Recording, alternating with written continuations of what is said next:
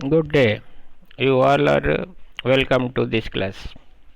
In theory of machine subject, today's topic is power transmission in centrifugal tension in belt.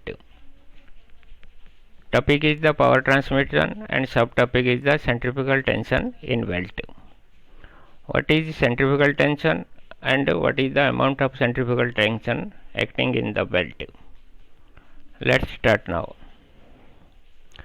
Please pause the video and note down on your copy.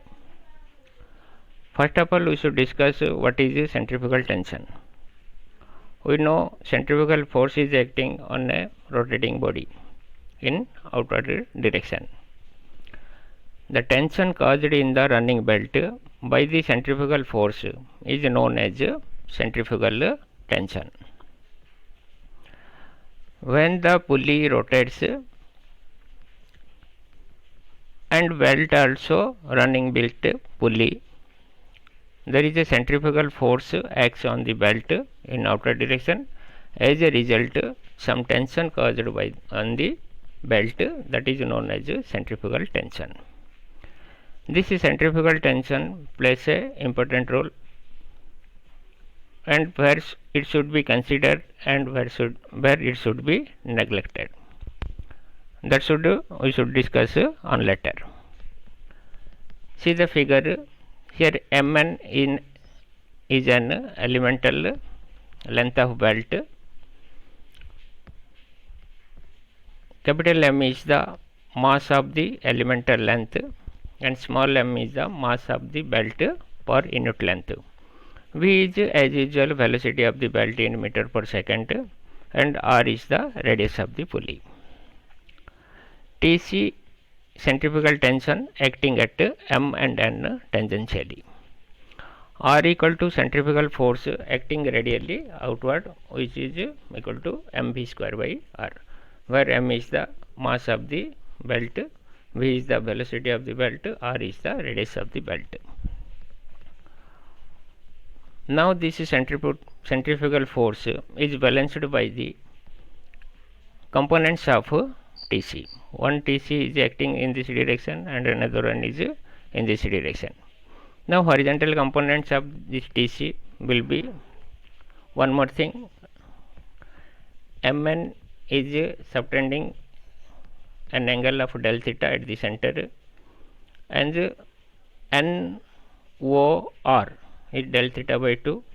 As a result, at Tc acting at vertical, that is del theta by 2, and in here also angle is del theta by 2.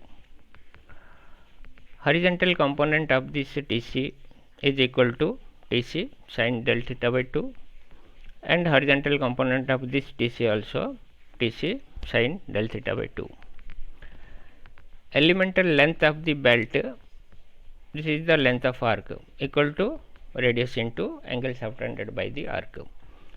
So length of the Mn equal to radius is the r, smaller r into del theta, and mass of the belt, capital M, mass of the belt equal to unit mass into length of the belt. Unit mass is the small m and length is r into del theta. Therefore centrifugal force capital R equal to capital M into v square by r. By putting the capital M as m into r delta theta, we get m into r delta theta into v square by r.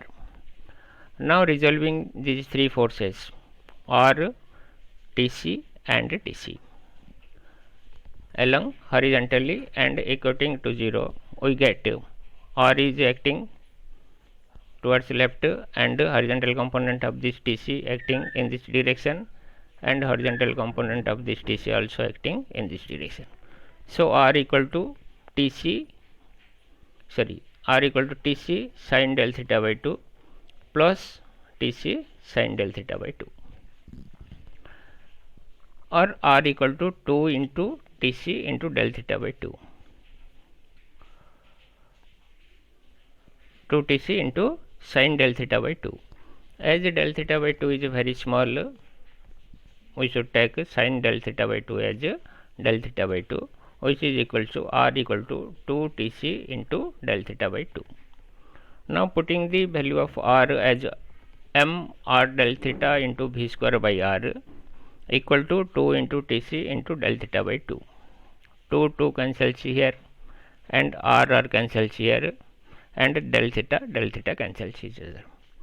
Remaining is Tc in the right side and m into v square in the left side. So Tc equal to mv square. This is the formula for the centrifugal tension in the belt, where m is the mass of belt per unit length, v is the velocity of the belt. From this formula we clear that Tc is independent of T1 and T2, where T1 is the tension in the tight side and T2 is the tension in the slack side. It depends only velocity of the belt. So when velocity is more than 10 meter per second, then centrifugal tension should be considered. While solving problems, we have to first calculate the velocity of the belt by using the formula b equal to pi dn by 60 or whatever, where d is the diameter of the pulley and n is the speed of the pulley. If it is more than 10 meter per second, centrifugal tension should be considered, otherwise it should be neglected. For tight side, in the tight side, T1 means total tension in tight side equal to T1 plus Tc. T1 is the tension in the tight side, Tc is the centrifugal tension. Total tension means tension plus centrifugal tension.